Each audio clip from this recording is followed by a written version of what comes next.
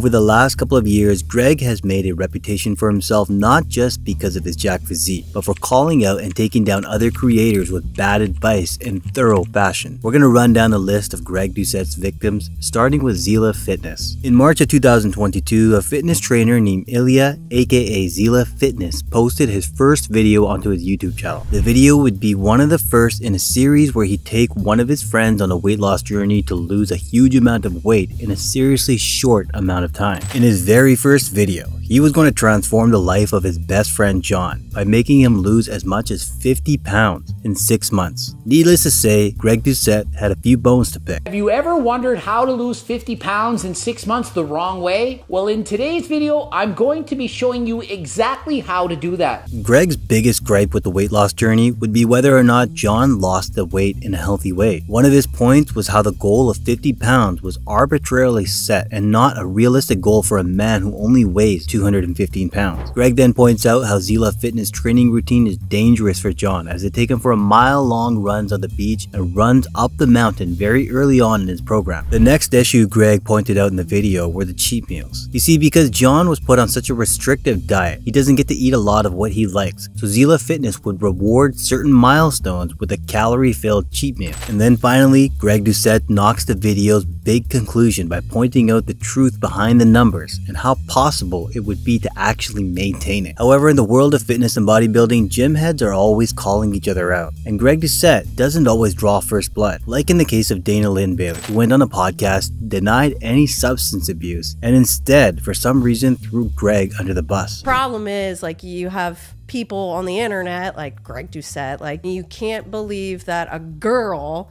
can look like that. Coach Greg starts off by responding to her claims about being natural and questioning her voice. So first things first, let's analyze her voice.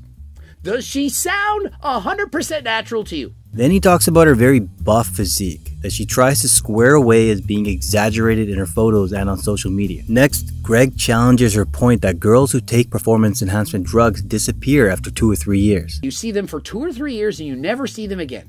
Yet I know countless Miss Olympia champions who we've seen for years. Whether it's Bakar Nagravia, who's never even competed but looks amazing, who's openly taking testosterone, Primo, Ativar, yet she continues to look amazing. After that, Coach Greg responds to her claim that he's just some YouTuber who's making videos for clout by accusing other people. Dana then tries to appeal to her work ethic, stating that she trains 7 days a week in order to look the way that she does, as a way to disqualify the notion that she uses drugs. But Coach Greg once again knocks it down by explaining that the drug is in fact what would enable her to train 7 days a week. I mean, literally, she's using appeal to emotion. Bradley Martin is like, well, you're able to train that way, you're able to look like you are even at 40 because of the steroid. And then to wrap things off nicely, Greg Doucette explains why it's important to call out the pretenders, which is mainly to prevent a normal person from disappointment, train 7 days a week, and still end up not looking anything like her. But Dana isn't alone in throwing the first blow. In a recent video, Jonni, Shreve, and Israetel combined to rank all the worst fitness influencers, and given both their personal history with Greg Doucette, it's no surprise that they had nothing good to say about it. Coach Greg wasted no time in responding as he tackled both men just 1 day later. Firstly, he calls out the hypocrisy of Jonni Shreve, stating that he indeed is looking for drama.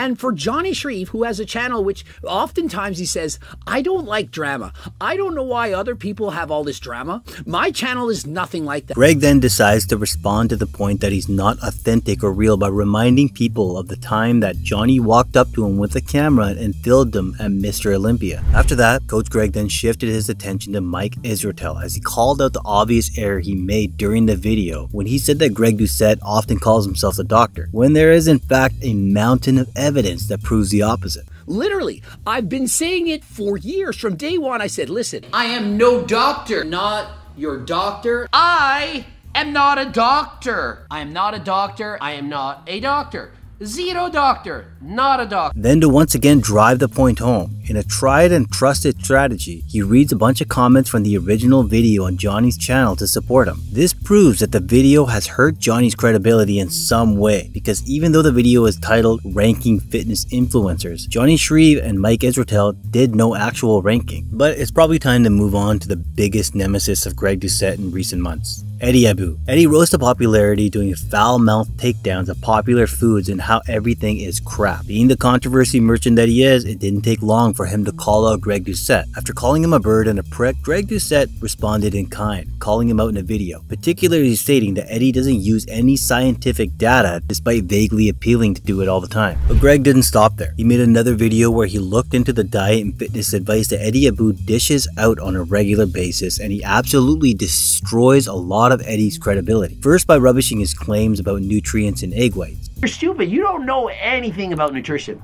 I mean, there's 75 calories in a whole egg and 16 in the egg white. And if perhaps you want to have more egg whites to be more full, then there's something wrong with that. You have no brain cells, apparently, according to this. Then Greg reminds everyone that contrary to what Eddie wants people to believe, eating junk foods doesn't solely determine how healthy someone is. But even at that, Coach Greg didn't stop there. He made his third video on Eddie in a space of a month and went in on him again. First, he made fun of Eddie's insane claim that junk foods is the reason why people are depressed or have mental health issues. So just because people make food to last a long time, and just because people sell food to make money, doesn't mean that they're going to try to kill you. Last I checked, Eddie says it's okay to consume rice. And when I buy rice, I have it in the shelf for months and or years. Honey Crisp apples, they last for weeks. And then finally, Greg hammers down on what is the fundamental difference in perspective between himself and Eddie by stating that doing cardio is just as, if not more important. But if you think Greg went a little hard on Eddie, then wait till you find out how hard he's gone into Mike O'Hearn. For the longest time now, anybody who knows either Coach Greg or Natty Mike O'Hearn knows two things. Greg Doucette doesn't think Mike is natural, and Greg Doucette is not a fan of Mike O'Hearn's advice. In March of 2020, in one of the first videos where Coach Greg covered Mike, he accused him of using trend and claimed that he was using a joke to hide the fact.